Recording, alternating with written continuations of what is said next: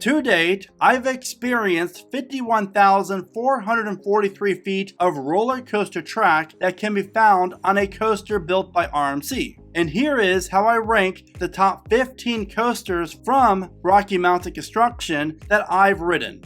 Number 15, Twisted Cyclone, located at Six Flags Over Georgia. This is RMC's shortest iBox coaster to date. And while it is a fun coaster, there is honestly not too much that stands out about Twisted Cyclone in my opinion. Now my three favorite elements would have to be the first drop in the back row, that wave turn's wonderful, and the 0G roll. I do not think I've ever created a ranking video without some controversy. So let's get that part over with early. Number 14, Twisted Colossus, Six Flags Magic Mountain.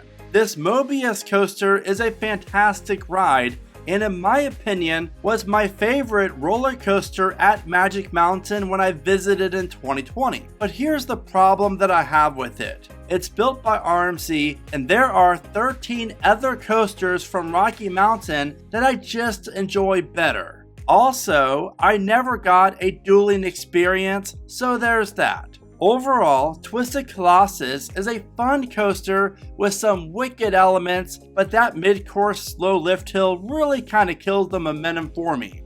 Number 13, the Jersey Devil Coaster, located at Six Flags Great Adventure. It's hard not to love everything about this airtime built coaster. The layout is a ton of fun, and the longer single rail trains really provide a great whip if you're riding the very back row. Starting off with the 130 foot tall lift hill, every element that follows, at least in the first half, is perfection.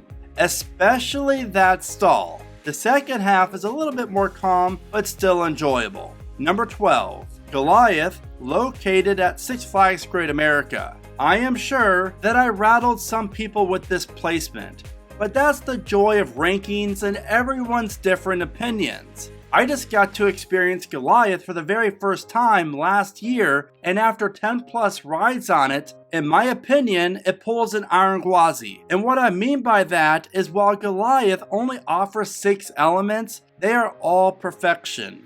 The 180 foot drop into the tunnel is just insane. Then that stall.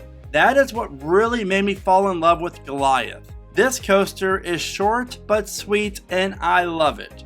Number 11, Iron Rattler, located at Six Flags Fiesta, Texas.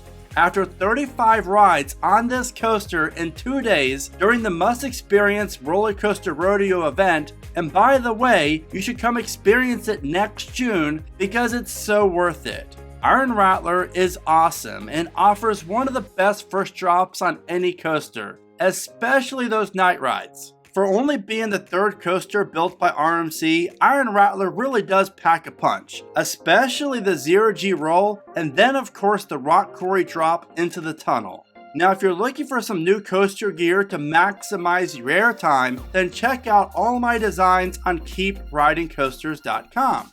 Number 10, Storm Chaser, located at Kentucky Kingdom. While it's one of the shortest, it's still up there in my rankings. And for me, it's all about the barrel roll down drop, the airtime hill following it, and of course, this airtime hill here. Oh, and this 0G roll is just amazing as well. The rest of Storm Chaser's layout is filled with airtime, great transitions, and fun-filled elements. I personally think this coaster should be ranked higher by many.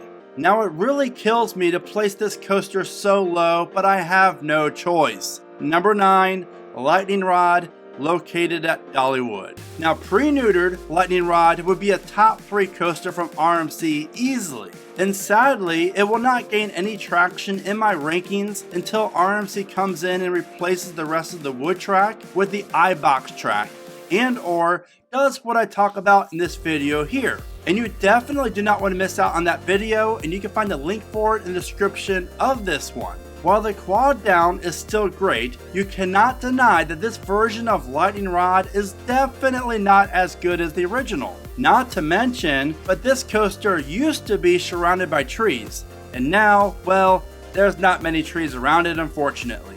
Number 8, Wicked Cyclone, located at Six Flags New England. Now if you ride this coaster in the morning, you will think I'm crazy for ranking it so high. But the truth is, just like most coasters, the 109-foot tall coaster gets more wicked as the day goes on, especially at night. I have been riding Wicked Cyclone now since it first opened, and it was always a great ride, but I always rode it during the early part of the day to beat the crowds and the lines, and never got to experience it at night up until last year. And oh boy, I was doing all that wrong, because night rides on this coaster are just wicked. Number 7. Twisted Timbers, located at King's Dominion. This is my sweet spot for an RMC because I love Twisted Timbers. From the barrel roll down drop to the famous back-to-back-to-back airtime hills, King's Dominion really has a winner on their hands. While I have to admit, the ending doesn't do a whole lot for me, it's that first half that is all about everything that I love when it comes from a coaster from RMC. Number 6. Wildcats Revenge, located at Hershey Park. Now during my 2 days at Hershey this year, I was able to get around 15 rides on the newest RMC here in America. And Wildcats Revenge is fantastic up until the very end when the train hits the brake run. What is with this odd transition that jolts you to the left as soon as you enter the brake run? I mean, ouch, I really don't get it. And it's not really a pleasant experience by all means. But other than that, RMC worked magic with this layout and the 4 inversions that you'll encounter during your ride. Wildcats Revenge is filled with airtime moment after airtime moment, followed by 2 great 0G rolls. Now if you've not ridden Wildcats Revenge yet, then do yourself a favor. Now before I share with you my personal top 5 coasters from RMC, I just want to take a second and say that I really do appreciate you taking the time out of your busy day and life to watch my content. It really does mean the world to me. Also, I hope that you consider becoming the newest Keep Riding Coaster subscriber. Number 5.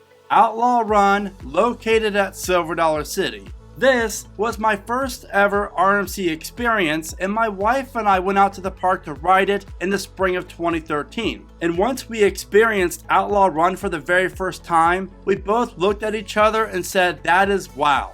And there's nothing that I can criticize this coaster for other than it's a little bit rough in some spots nowadays. From the first drop to the double heartline roll, I just have to say thank you to RMC and Silver Dollar City for taking the time to create such a masterpiece.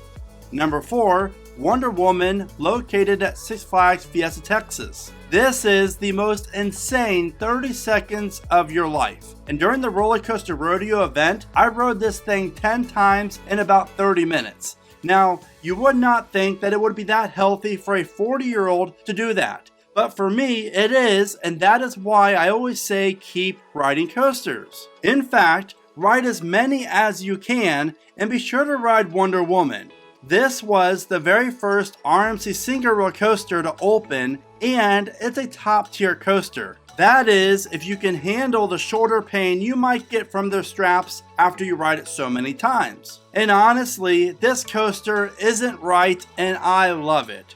Number 3, Steel Vengeance, Cedar Point. Yep, it's true. Stevie lands at number 3. And while I do really love this coaster, I just found 2 others to be a better ride overall in my opinion. Cedar Point's 205-foot tall hyper hybrid coaster delivers in every aspect, and night rides are absolutely fantastic. The 4 inversions are wild, and I really do love how you travel through the structure throughout parts of the layout. But for me personally, after my 23rd ride out of 35 during its opening day, my number 2 spot goes to Arie Force One, located at Fun Spot America, Atlanta. And yes, I get it, that ending is not for everyone, but after you ride it a few times, you'll learn how to brace yourself better for it. RMC designed the perfect coaster that offers 2 out of my 5 favorite coaster elements of all time, and that would be the stall and then coming off the airtime hill and entering the arcade roll. That stall is just pure bliss, and the airtime double up is also insane. But seriously, let's talk about that 0G roll over the arcade, because it just puts the icing on the cake for me, and I just love this ride and everything about it. And if you have not ridden Arie Force One yet, then you have to start planning your trip now. Now before I get to the #1 RMC that I've ever experienced, please give this video a like. That is by far the best way you can help support the channel, and I really appreciate each one. Number 1, Iron Gwazi, Busch Gardens, Tampa. While the 4,075 foot long coaster is not the longest, and the ride ends with a ton of leftover momentum, from the top of the lift to the final brakes, there's no better coaster out there in my opinion. That drop is just insane, and I think the outward bank turn is better than the 2 on Vengeance. Then you have the barrel roll down drop. Now just talk about perfection. From there, you have a killer overbank turn, and then the wave turn. And that wave turn is where it's at. Iron Gwazi, in my opinion, is not only the best coaster designed by RMC, but it's also the best in the entire world. So where do you have Gwazi ranked, and how do you rank all the RMCs that you've ridden? Be sure to let me know in the comments, because I cannot wait to see them. And as always, thank you so much for watching. Remember to smile today, think positive, and of course, keep riding coasters.